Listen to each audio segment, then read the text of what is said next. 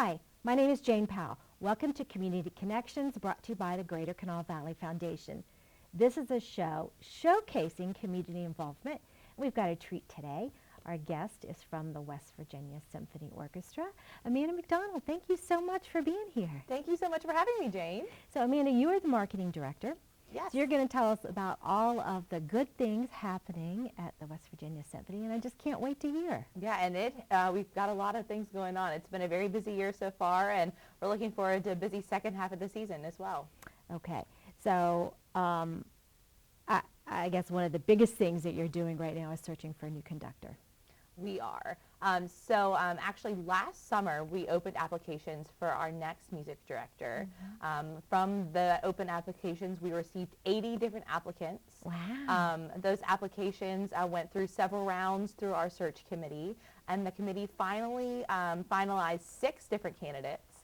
Each of those candidates gets their own symphonic concert to conduct and direct, as well as a full week of activities in Charleston. They typically get in town on Sunday, leave the following Sunday, and have a jam-packed week. And then that runs from October through May, and hopefully at the end of that we'll be able to announce our new music director candidate. Wow, it's extensive. I've had a chance to meet some of the conductors at some of the different music directors at some of the different events. But tell us what all they do that week they're in town. Yeah, so when they get in town on Sunday, they typically have a very casual introductory dinner with our operations staff, just to kind of get the lay of the land and feel what the week is going to be like. That week entails meetings with different constituency groups, everyone from our grants and foundations, our sponsors. They visit our chorus on Saturday night and Monday night typically, and do rehearsal with them. They'll visit our youth symphony. Additionally, they'll have several different receptions to attend. A real estate tour they'll have with Margot Teeter, so they get to check out all of the different neighborhoods and different houses available, and check out what it would really be like to live in Charleston. Oh my gosh, I mean, we've really put them through the ringer. They'll visit some schools and check out our string education program, which is really important, and we want our next music director to be highly involved in that. Then they'll hit, finally, after they get through all of that, on Thursday they'll start rehearsals with musicians, have rehearsals on Thursday, Friday, and Saturday morning, meet with the musicians on Saturday during the day, and then wrap up with a concert that evening. So it is a very busy week. We like to warn them when they get into town that by Wednesday they'll probably be exhausted, but if that's the case, we're doing our job correctly. We really want them to get a feel for what it's like to live and work in Charleston, and to enjoy working with our lovely symphony. Well, and I was able to join one stop by Ellen's Ice Cream, right? Yeah. So I had some ice cream with one of the candidates, and I had a little chat with another one, so that's been really fun.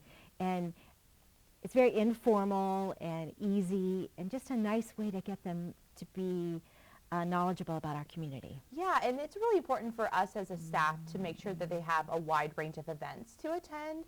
So like the event at Ellen's is an open community event. So we want anyone in the community to come and meet them. Then we have some private receptions, so they get to know a little bit more of the closed symphony family, like our board, and the people that they're going to be working with a little bit closely.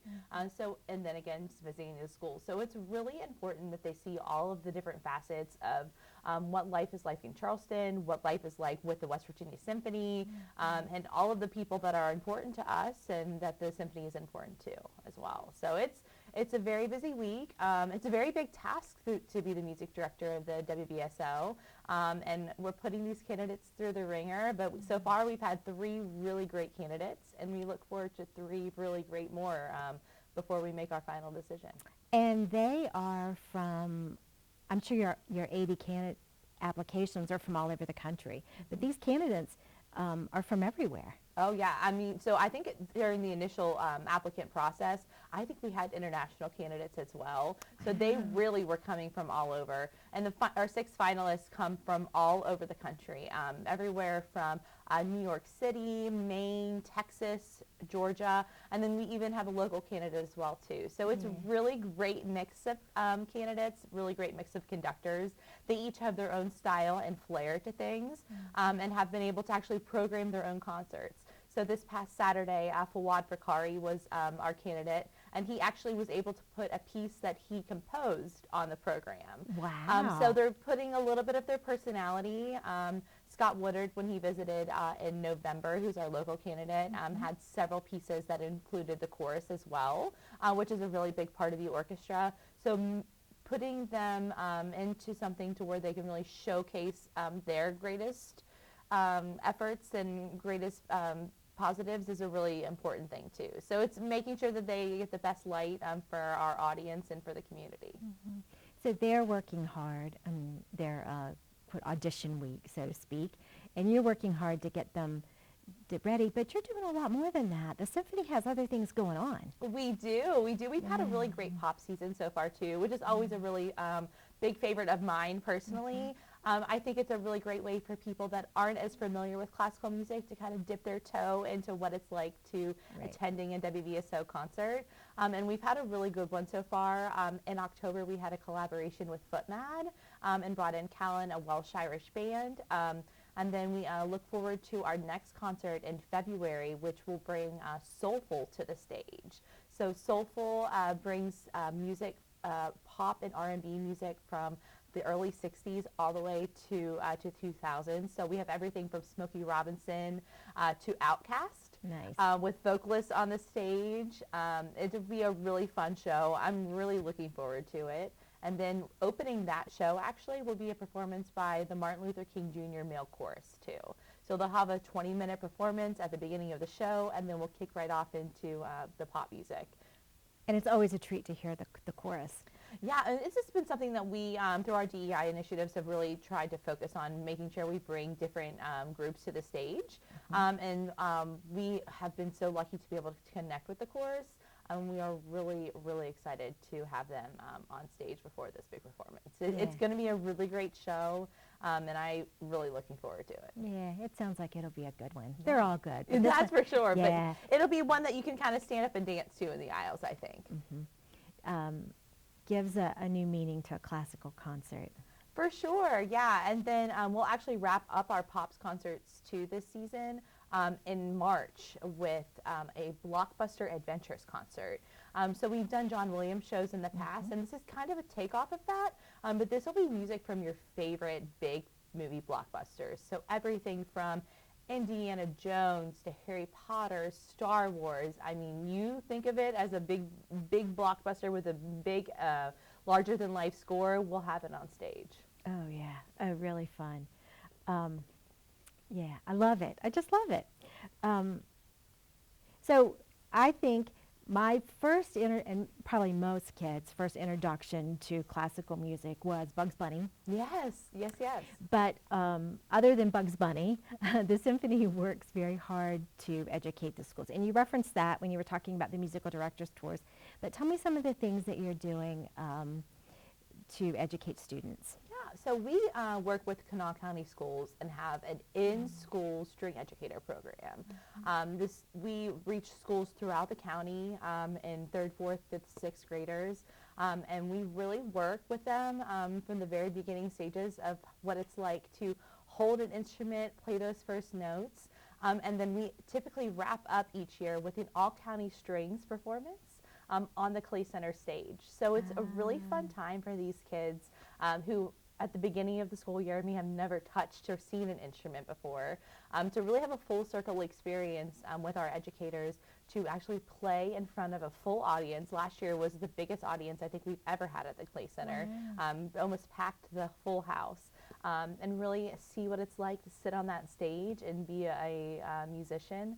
It's really, really important. Just being on the stage is something.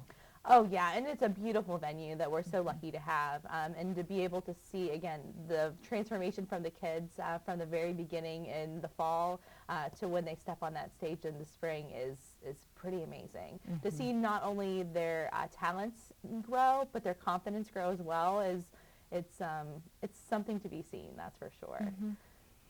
Are you still doing the children's concerts? We are. We actually had our young people's concerts in November this year, and we did Gershwin's Magic Key, which brought on the stage a little bit of not only classical music, but a stage show as well. So it told the story of Gershwin going to New York City and really exploring some music. It was very fun, really accessible for the kids, which I think is really important to keep their attention during a long school day.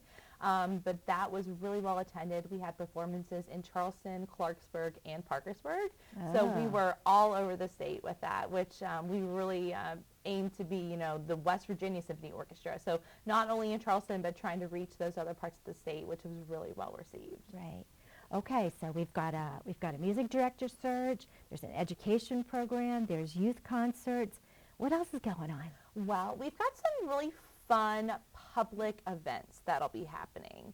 So in April, we'll be actually having our second annual Paddles and Preludes, a pickleball tournament. So it seems a little bit off of our typical topics, but we know a lot of our patrons love to play pickleball, and we love to see our patrons.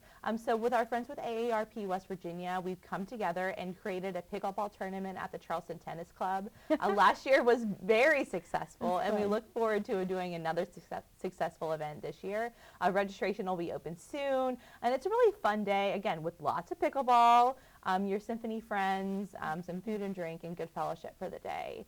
And then, of course, which is one of my favorite events of the year, and I know a lot of people's favorite events of the year, we will have AVN Symphony Sunday at the first Sunday in June on the lawn at UC. A magical day. It is, and this year is aiming to be even more magical than normal. We're hitting our 40th anniversary, so we are really amping up the plans for this year. It'll be the 40th year for this event, and it is just one of our favorite things to do. We like to say it's our gift to the community.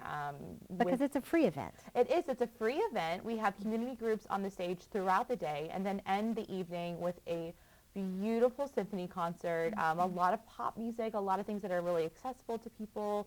We like to invite everybody to bring their chair and enjoy the refreshments. We always have lots of good food and drink available on the lawn, including Ellen's Ice Cream. They always have a symphony Sunday, which is one of my favorite things. Oh, yes. And enjoy the orchestra concert and then ending the night with fireworks. Yeah. So great events, great concerts coming up. If I want a ticket, how do I get it? Well, if you want information about any of our events, tickets for anything, visit our website. It's wvsymphony.org, or you can give our office a call, and that's 304-957-9876. I think we have that information on the screen for people.